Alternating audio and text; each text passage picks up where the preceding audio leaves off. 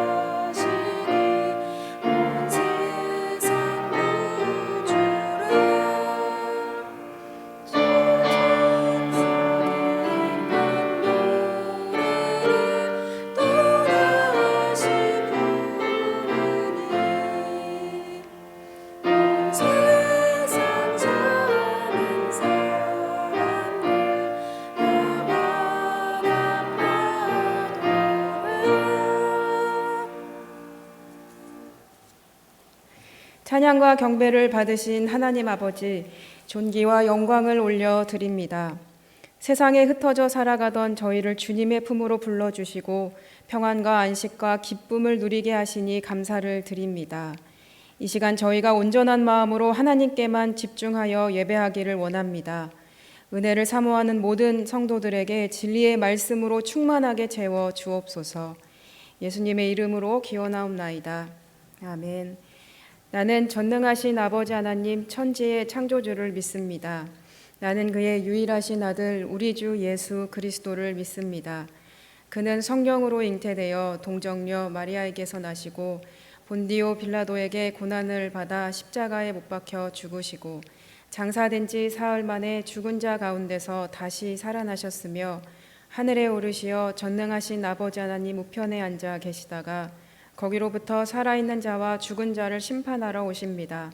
나는 성령을 믿으며 거룩한 공교회와 성도의 교제와 죄를 용서받는 것과 몸의 부활과 영생을 믿습니다. 아멘.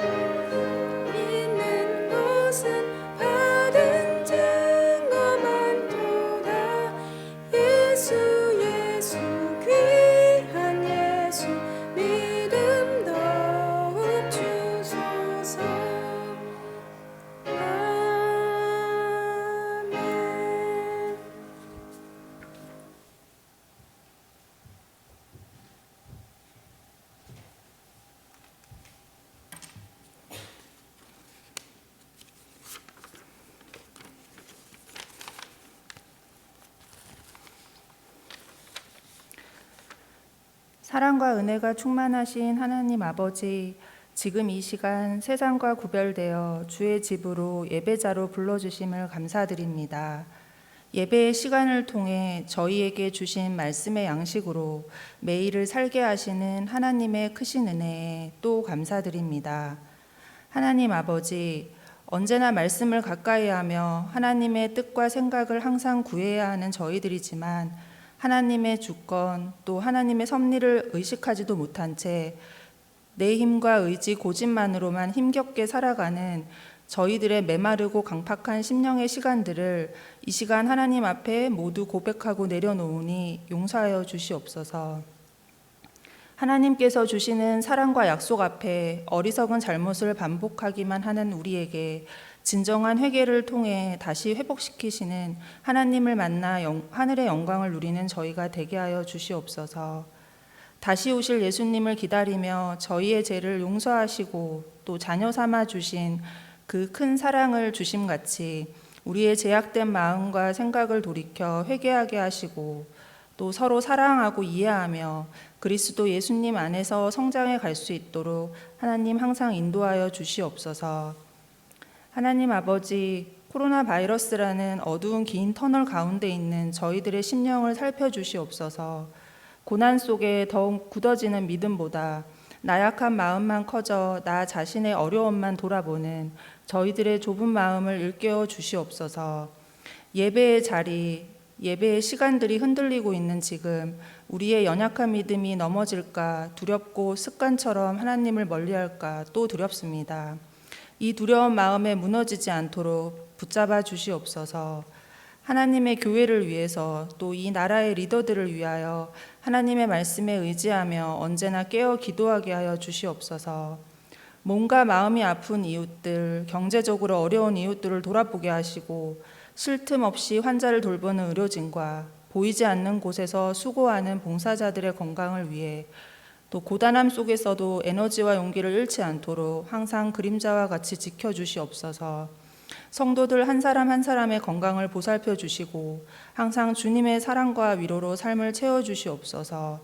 교회 학교와 또 새로운 미래를 준비하는 청년들, 또 군입대한 청년들, 또 입시를 준비하는 수험생들을 기억하셔서 하나님의 인도하심으로 하나님께 더 가까이 가는 더 복된 삶이 되도록 지혜와 믿음을 더해 주시옵소서. 선교사님들을 위해 기도합니다. 항상 건강을 지켜주시고 그 가정과 사역을 위한 모든 것들을 부족하지 않도록 하나님께서 보살펴 주시옵소서. 더욱 어려운 지금 이 상황들 속에서도 무너지지 않도록 담대함을 주시고 항상 성령 충만한 은혜 가운데 하나님의 사명을 감당할 수 있도록 능력을 부어주시옵소서. 원지견 선교사님의 건강을 보살펴 주셔서 하루빨리 치료가 이루어지고 회복될 수 있도록 하나님 함께하여 주시옵소서.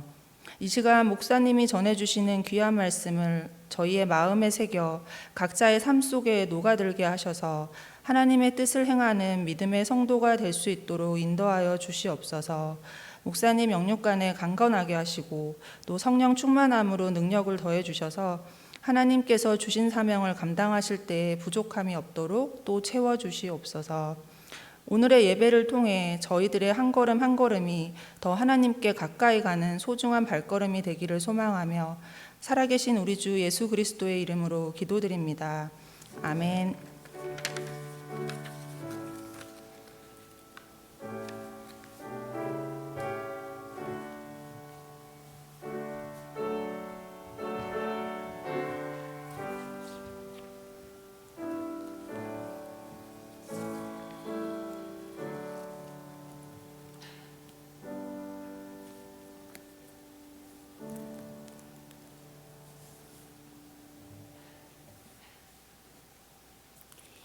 오늘 성경 말씀은 사도행전 5장 8절에서 9절까지 말씀입니다. 사도행전 5장 8절에서 9절까지 말씀을 우리 다 같이 함께 봉독하도록 하겠습니다. 8절과 9절 말씀입니다. 베드로가 이르되 그 땅 판 값이 이것뿐이냐 내게 말하라 하니 이르되 예 이것뿐이더라 하더라. 베드로가 이르되 너희가 어찌 함께 꾀하여 주의 영을 시험하려 하느냐. 보라 내 남편을 장사하고 오는 사람들의 발이 문 앞에 이르렀으니 또 너를 메어 내가리라 하니. 아멘. 우리 함께 인사하시겠습니다. 하나님이 함께 하십니다. 네. 초대교회가 생겨나면서 성도들이 모두 자발적으로 자신의 것들을 필요한 사람들에게 나눠 주었다. 자기 마음으로 기꺼이 베푸는 그런 공동체가 생겨나기 시작했습니다. 그런 교회의 모습 속에서 오늘 이 본문의 이야기가 이어집니다. 이 아나니아와 삽비라라는 사람이 있었습니다. 5장 1절 말씀을 우리 함께 보도록 하겠습니다. 아나니아라 하는 사람이 그의 아내 삽비라와 더불어 소유를 팔아 이 두 사람이 자신의 재산을 팔아서 이 초대교회의 사도들과 또 성도들 앞에 내어놓습니다. 그들은 재산을 팔아서 이 성도들을 위해서 쓰기로 결심하고 또 그 자리에 두었지만 잘못한 것이 하나 있었습니다. 그것이 무엇이었나? 2절 말씀입니다. 2절 말씀을 보니까 이들이 소유를 팔았는데 그 값에서 얼마를 감춤해 그 아내도 알더라. 얼마만 가져다가 사도들의 발 앞에 두니. 그들이 했던 잘못은 바로 재산 전부를 팔았다라고 거짓말을 한 것이었습니다. 재산 전부를 팔았다라고 했지만 사실은 그 중에 얼마를 감추었다라는 것이었고, 베드로는 이 사실을 성령님을 통하여 알게 되었습니다. 그러니까 베드로가 이렇게 이야기합니다. 3절 말씀입니다. 베드로가 이르되 아나니아야 어찌하여 사탄이 네 마음에 가득하여 내가 성령을 속이고 땅값 얼마를 감추었느냐. 너가 어찌하여 성령을 속이느냐. 실제로 이 사건이 있은 이후에 아나니아가 죽게 되고 그 다음에 온 아나니아의 아내 삽비라도 거짓말을 하고 결국은 죽게 됩니다. 여러분들이 잘 알고 있는 아나니아와 삽비라 이야기입니다. 여러분들 이 사건을 읽으시면서 어떤 생각이 드십니까? 이게 죽을 일인가 싶은 생각이 먼저 들게 됩니다. 전부를 낸 거는 아니지만 어느 정도를 이 교회를 위해서, 사도들을 위해서, 성도들을 위해서 내어 놓았고 이들을 위한 섬김의 마음이 있었지 않습니까? 그런데 주님께서는 이것을 주의 영을 시험하는 일이다라고 하시면서 목숨을 거두어 가시기까지 하셨습니다. 3절과 4절 말씀을 우리 다시 한번 보도록 하겠습니다. 베드로가 이르되 아나니아야 어찌하여 사탄이 내 마음에 가득하여 내가 성령을 속이고 땅값 얼마를 감추었느냐. 땅이 그대로 있을 때에는 내 땅이 아니며 판 후에도 내 마음대로 할 수가 없더냐. 어찌하여 이 일을 내 마음에 두었느냐. 사람에게 거짓말한 것이 아니요 하나님께로다. 이 시대의 초대교회 성도들이 반드시 자신의 재산을 팔아서 모두 하나님께 드려야만 했을까라는 의문이 또 생기기 시작합니다. 그런데 이 시대의 초대교회에서는 이 전체, 내 재산 전체를 기부하는 그런 문화가 생겼던 것은 의무가 아니라 선택이었습니다. 이 시작은 베드로와 요한이 이제 공회에서 풀려나면서 이 초대교회에 수많은 사람들이 몰리기 시작했습니다. 거기에는 각종 가난한 사람들도 있었고 또 병자들도 있었습니다. 이런 사람들이 예수의 이름으로 교회에 몰리기 시작했고 이들을 먹이고 입힐 재정이 이 교회 안에 필요했던 것입니다. 그때 사도행전 4장 36절과 37절을 보면 이 사람이 등장합니다. 바로 구브로에서 난 레위 족속의 요셉이라는 사람입니다. 요셉은 이 자신의 밭을 팔아서 그 돈을 사도들 발 앞에 가져다 줍니다. 이 요셉의 섬김을 통해서 경제적으로 어렵고 마음이 지친 사람들은 많은 도움을 받을 수 있었습니다. 그래서 원래 이름은 요셉이었지만 이 사람을 사람들이 바나바다라는 별명을 붙여주었을 정도로 이 바나바는 위로의 아들이라는 뜻으로 사용됩니다.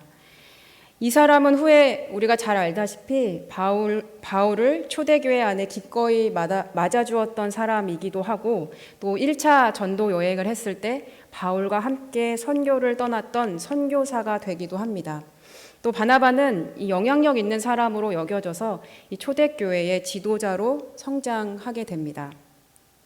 이 바나바라는 사람은 성령이 충만해지고 이 교회 안에 어려움을 가진 사람들을 보고 자신의 밭의 재산을 모두 팔아서 이들을 섬겼던 사람이었습니다. 그리고 바로 뒤에 이어진 사건이 바로 아나니아와 삽비라 사건입니다. 3절 말씀에 베드로가 어찌하여 사탄이 내 마음에 가득하여 라는 말로 그를 꾸짖습니다. 가득하다라는 말은 충만하다라는 뜻입니다. 그런데 이게 갑자기 채워졌다라는 뜻이 아니라 점차적으로 계속해서 영향력을 받아서 채워졌다라는 의미로 사용되어집니다.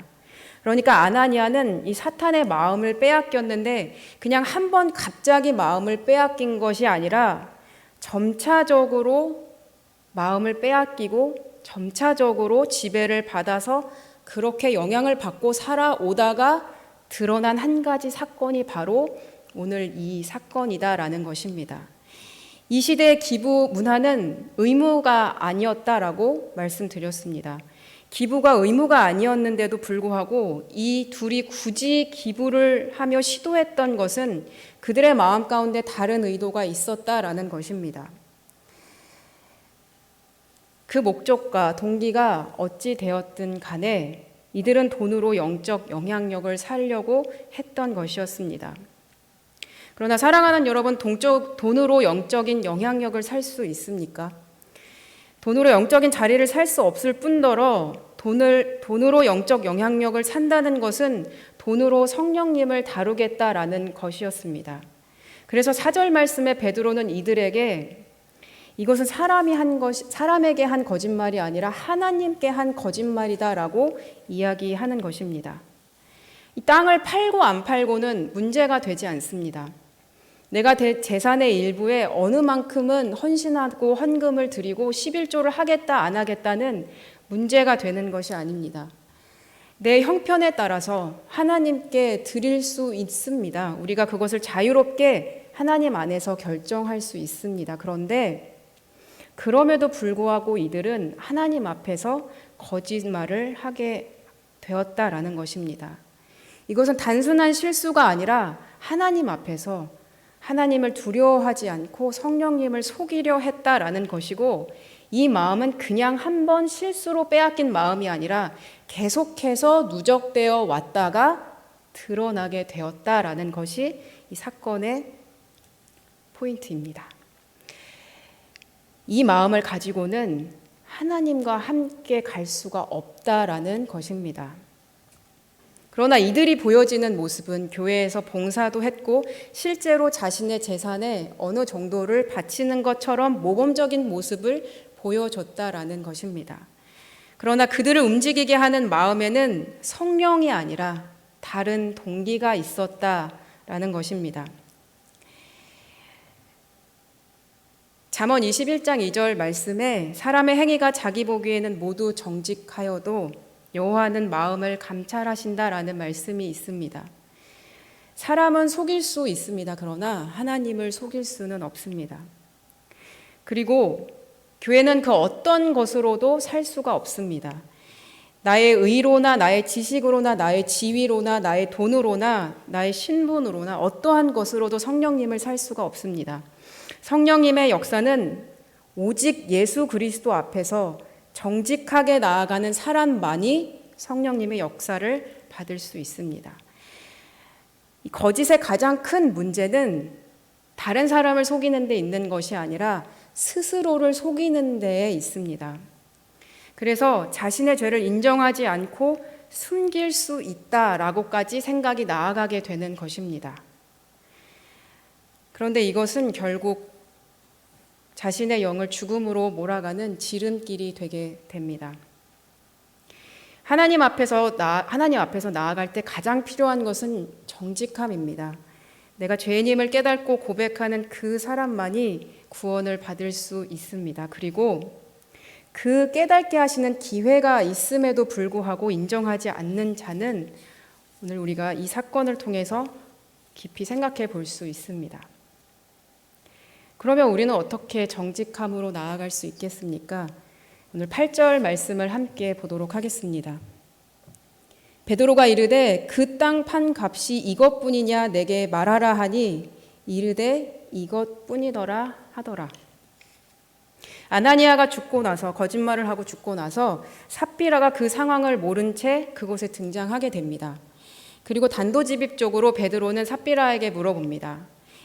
아나니아와 너가 땅을 팔은 돈이 이것뿐인가? 라고 물어봅니다. 그리고 삽비라가 대답합니다. 무엇이라고 이야기합니까? 이것이 전부입니다. 라고 거짓말을 합니다.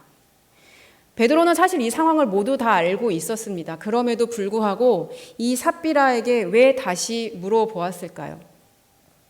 우리가 이 상황을 조금만 더 생각해 본다면 우리는 쉽게 알 수 있습니다. 왜 그렇습니까? 바로 주님께서는 회개와 정직함의 기회를 주고 싶어 하시는 분이시기 때문입니다. 우리의 마음 가운데 있는 죄를 성령님께서 알게 하실 때가 있습니다. 그러나 여러분, 성령님께서는 내가 준비되지 않았는데도 불구하고 강요하면서 우리에게 고백하라고 하지 않습니다. 그때가 되었을 때 성령님께서 우리에게 말하게 하신다라는 것입니다. 그러나 그렇다고 해서 나에게는 아무 죄가 없습니다라고 버텨서는 안 됩니다.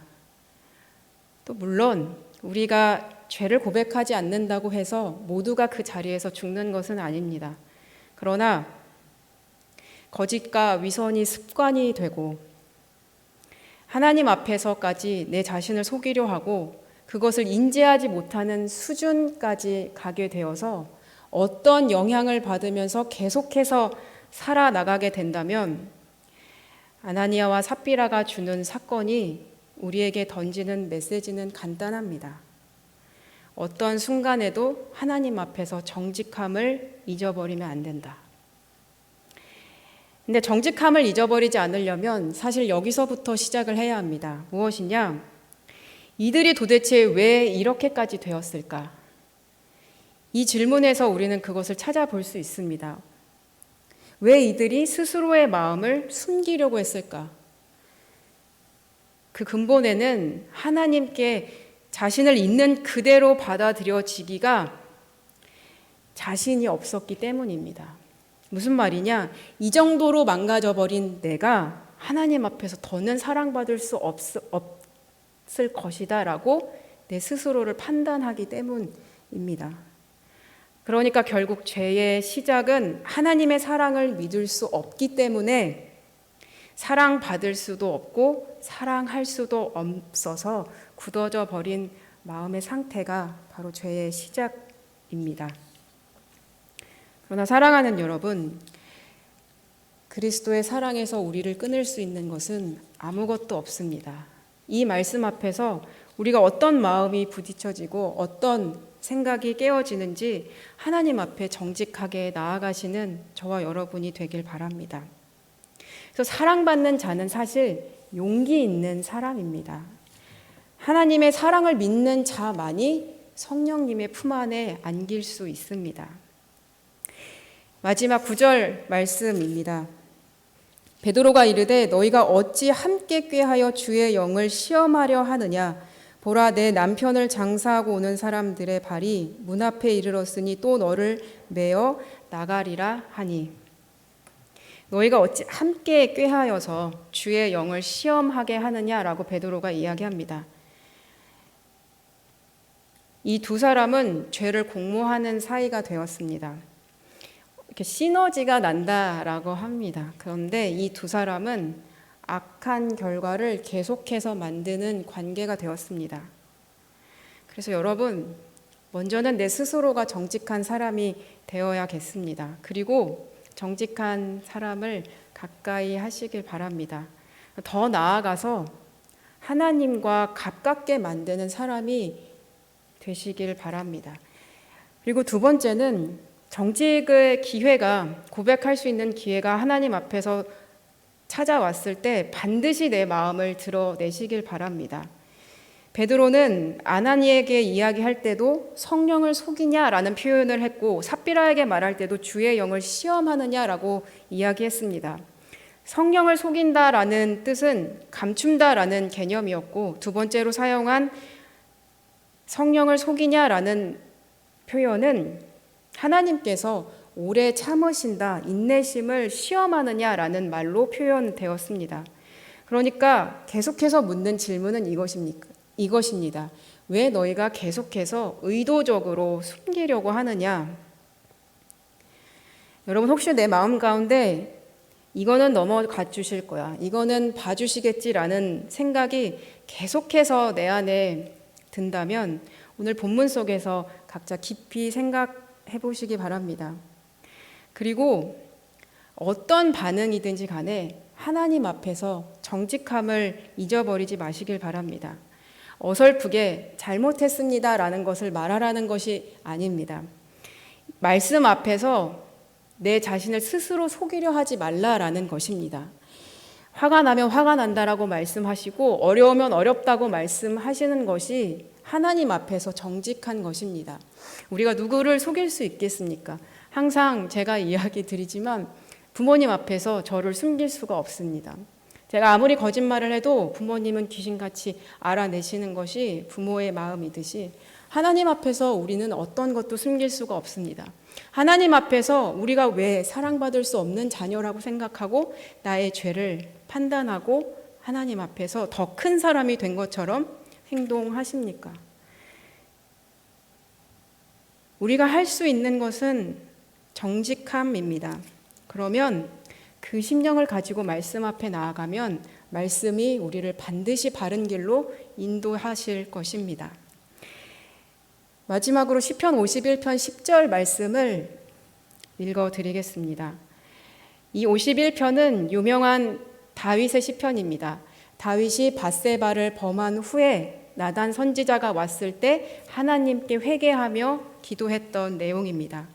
이 10절 말씀에 다윗은 이렇게 고백합니다. 하나님이여 내 속에 정직한 마음을 창조하시고 내 안에 정직한 영을 새롭게 하소서.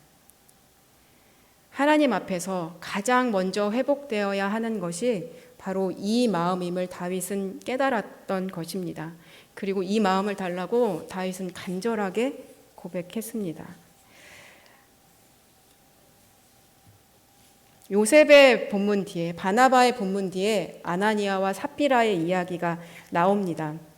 성경에서는 이 아나니아와 삽비라 이야기를 빼고도 싶었을 텐데 왜 굳이 이 사건을 기록하면서 우리들에게 남겨두었을까요?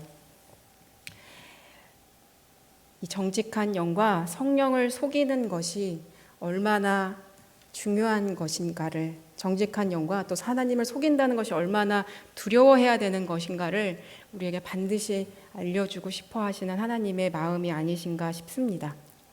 그리고 우리가 함께 이 본문을 생각하면서 오늘 두 가지를 기도하기를 원합니다. 첫 번째 기도하실 때는 그리스도의 그 십자가의 사랑 앞에서 우리를 절대로 끊을 수 없다는 그 말씀 앞에 여러분 어떤 마음이 생기십니까?